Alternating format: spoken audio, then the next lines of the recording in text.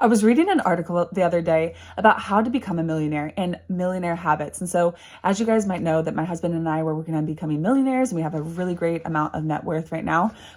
And I have a couple of videos on my channel about how we're becoming millionaires and the millionaire habits we've adopted. But I wanted to share some of these tips. And so I think the more habits that I can share and the things that millionaires do, the more likely you will adopt more of them and the more you can do so that you can make more money for yourself. So let's go ahead and talk about these. I hope they're helpful to you.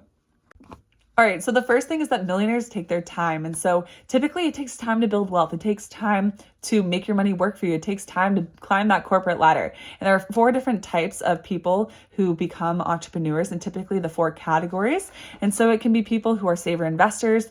It can be people who are big company climbers and they go climb that corporate ladder, virtuosos, and it could also be entrepreneurs. And so typically for saver investors, they found in this study that it took them an average of 32 years to become a millionaire. It took a little bit longer. For the big company and corporate climbers, it took about 22 years.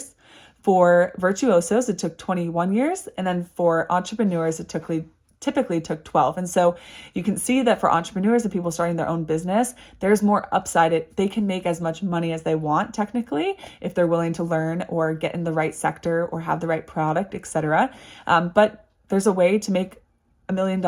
There's multiple ways. Like even if you save $500 a month for 40 years and you invested it, you will become a millionaire. So I don't want that to discourage you. If you're like, I don't want to start a business, I don't want to do that. Find the way that works for you. Maybe you love your job and you want to be in the corporate environment. And so you go climb that corporate ladder, and that's okay. And so just know that it takes time. You're probably not going to become a millionaire tomorrow. Maybe you will. There definitely are circumstances where that happens, but typically it takes time. And so be willing to put that time in, find the right sector or the right opportunity to put the time in, and know it'll work out over time. In the study, they found that most people love what they do. And so a lot of people will say that, go do your passion, do what you love. And then someone's like, well, I love hanging out with puppies all day and that doesn't pay much money. And so there is a truth to that. But think about that. How could you monetize that if you really like spending time with puppies all day? Like, how could you make a business with that? How could you maybe find rich people who want really, really great care of their dogs or their animals, and then you provide it for them and you have this really nice and fancy service that costs more, and so you make more, but you get to hang around dogs all day. So get creative and start thinking about how you can make your passion into, or something you love, into something that makes you money. And so there's a double-edged sword with this. Some people say like, well, I used to love it, but then I don't love it anymore because I rely on it for money, or I do it too much. But most people will tell you that if they enjoy it, that's what helps them become successful. And typically they showed that the entrepreneurs who ended up choosing the passion in a successful business, they had an average net worth of $7.4 million. And so part of that is because it's hard to become an entrepreneur. It's hard to do some of these things. And if you love what you do, you're not only going to put more energy into it, you're going to know more about it and stuff, but really you're going to be able to go through those obstacles. If you love something, you're able to go through the ups and downs and the challenges that are going to arise, right? They talk about if you're a CEO, you're just the chief problem person. Like, you hired a bunch of really smart people to take care of a lot of really tough challenges. And then whatever those really smart people can't figure out goes to the CEO. And so it's just interesting to think about it. But it's really cool that you can love what you do and get paid for it. And typically millionaires love what they do. Number 3, I've talked about this in my video and on my channel before, but millionaires are always learning. I've told you that this has made a huge, huge difference in my life, and I can definitely attest to this on how reading and learning and getting more information or listening to podcasts that can help you, that are educational, can totally transform your life. And so almost 9 out of the 10% of people that they interviewed said that they read every single day. 85% reported that they read at least 2 books a month. 63% reported that they prefer listening to audiobooks or podcasts or things on their commutes instead of just entertainment. And they ended up becoming more successful, right? So what you're learning, it's about the inputs, your environment. So if you're listening to these things or these thought leaders or these ideas, or if you're surrounding yourself with millionaires and billionaires or happy people and healthy people, all those habits and their thoughts and what they do is going to get in your head. And then hopefully you take action on it and you start doing those things and you're like, whoa, what? And so before the internet, before some of these things, you did go to the library, you could learn. And so books are still incredible. I highly recommend it, and always go to the source and go learn for yourself from experts. But we didn't have access to all these people online. And so that is such a huge thing. And so I highly recommend, like, it doesn't mean you have to go forget about all of your friends and family and people in your life. Like, learn from them too, support them too, and relationships are key. But go find people you want to be like or have done something that you want. You will go so far, I assure you. Number 4, millionaires prioritize their health. And so a lot of people say that you don't have to be healthy to be wealthy, and this is true. But a lot of people say, wouldn't you want to have your health and have wealth, right? You can't, it's nice if you have a bunch of money, but Jesse Itzler talks about this. If you just have a scratch in your throat, like, and you have tons of money, you're just going to be thinking about that scratch in your throat. So health can be important, and it can also help you to perform better and to be more successful and to handle the stresses and the things that can come up when you're putting yourself in those high risk situations, or you're pushing yourself, or you're doing more challenging things.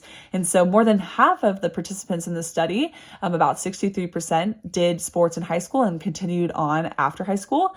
And then over 3/4, 76% shared that they exercise for at least 30 minutes a day, at least 4 days a week, whether that was jogging, running, biking, or weightlifting. So really get into the gym, get into exercise. It's a great, great thing. Honestly, it's made a huge difference getting back in the gym in my life. And so consider adopting more healthy habits and exercising and taking care of yourself while you start taking care of your finances. Number 5, millionaires invest in other people and in their communities. And so I love this one. I talk about that life, and the meaning of life is people and connecting with other people, having relationships with other people, helping other people. And for millionaires, this is true. So it's not just about you, right? Like, we talked about becoming a millionaire and how it can be selfish and all she cares about is money. But really, it's because it gives you peace, it gives you time, it gives you freedom, it gives you the potential to help yourself and to help other people. And in these studies, it really shows this. And so almost 3/4 of people in the study, about 72%, reported that they volunteer for at least 5 hours every single month, which is amazing. And so some companies even do this. They give you a day off to go volunteer, which is super cool. Another way is they take part in their local elections. And so about 83% shared that they are regular voters.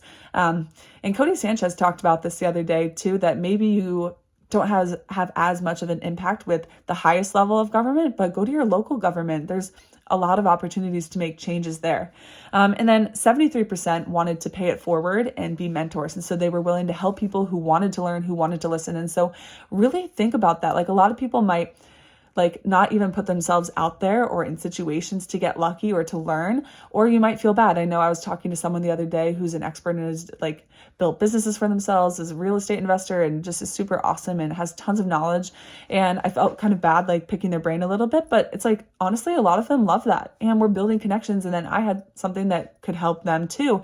And so don't be so afraid. And honestly, there's going to be people out there that don't want to give you their time or don't want to help you or mentor you. And that's okay. For everyone that says no, right? We have a video on my channel about the more no's you get, the more likely you are to get a yes. And so there is someone out there for you, and there are people who want to help. And honestly, you'd be surprised. There are more people, especially if you catch them in the right time, that want to help you and serve and help other people. So think about that when you are trying to build money. It's not just about yourself. It's also about other people and how you can serve, give back, and all grow and learn together. Number 6, millionaires are typically frugal. It doesn't mean they're cheap. They're frugal. Right? And so they're very intentional with their spending. I know I saw this from my grandparents. I have no idea what their net worth is, but they were able to provide different trips or experiences, which was super fun and awesome. But they lived so frugally, intentionally, and it made a difference because then they had more money to spend on the things they loved. They loved to travel and they loved their family. And so getting to do those experiences was super, super cool and fun. And so they were willing to be frugal on the small things or the everyday things so that they could do other things down the line.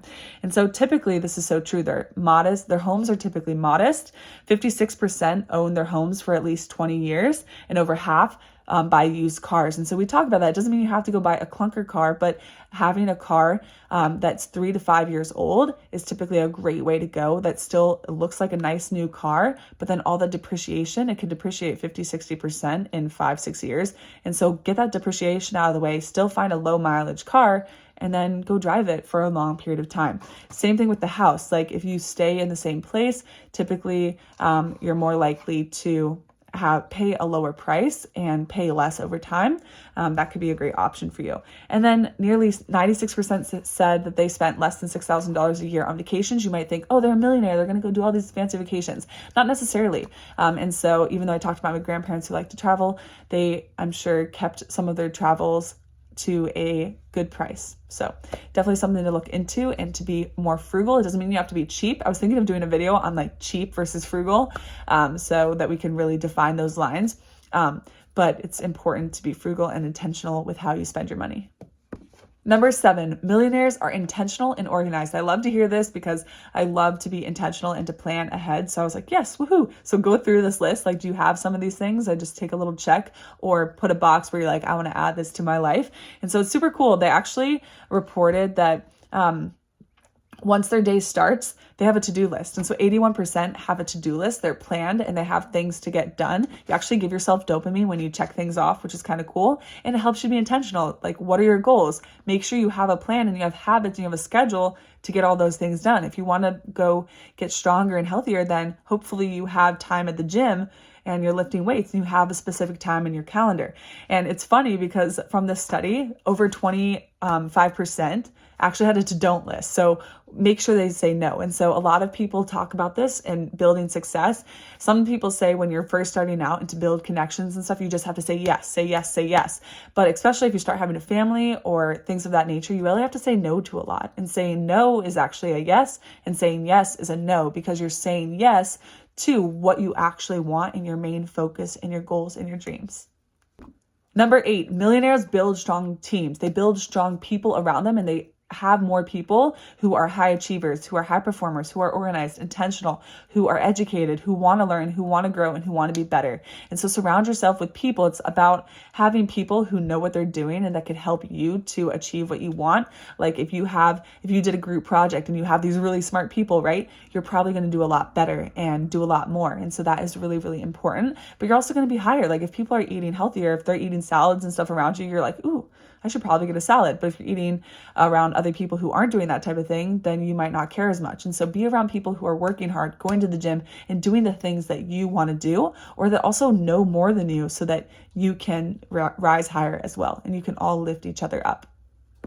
Number 9, we know millionaires are intentional, but they're also intentional with their money. And so they know where they want to invest it. They know that they pay themselves first. They know where the money goes when they make the money, and then they put it into different places. And so they make their money work for them. They're very intentional. They know what they want to do with their money. They know where they don't want to spend money. And so really get clear on how much money you need, and then what do you want to do when you get money. Don't just get the money and then it is what it is. Do things with the money and be strategic and have it make more money for you, and also know where you want to spend the money. Like, do you want to spend more money on food? Do you want to spend more money on experiences? Do you want to spend more money on clothes? Like, where do you want to spend your money? And get really, really clear and intentional so you can make the choices that align with that and that will help you get to your goals. And lastly, number 10, millionaires embrace failure, and they also work on their goals. And so 63% of the millionaires in the study, they shared that they took calculated risks in order to get their success. And they also said that at least one of their businesses failed, for about 27%. So one of their businesses has failed, which is normal. And so you have to be willing to fail in order to succeed. Typically, the path to success is failure, failure, failure, success, etc. And so that is part of success, is being willing to put yourself out there and being willing to fail. And another thing that was interesting was that 80% of them were actively working on a goal. And there's a Harvard study that says that if you write down your goal, you're more likely to achieve it because it's there, and then you make a plan because of it. So write down your goals, have goals, be intentional, and you will be more likely to be successful. All right, so those were 10 habits of millionaires that you can adopt. I do have a few more on my channel. I hope this was helpful to you. It had some statistics and numbers and was shown from a study of a bunch of millionaires. And so that's what you want to do. You want to learn from people who have done what you want to do, and then start adopting their habits and figure out what makes sense for you. Maybe some of it doesn't make sense for you, but maybe a few others do. And so I hope this video was helpful. Let me know what you think in the comments below. Let me know if you have any questions, and feel free to like and subscribe for more. Thanks so much for being here. You've got this. Keep learning, working, and growing, and I will see you in the next video. Bye, guys. You got this.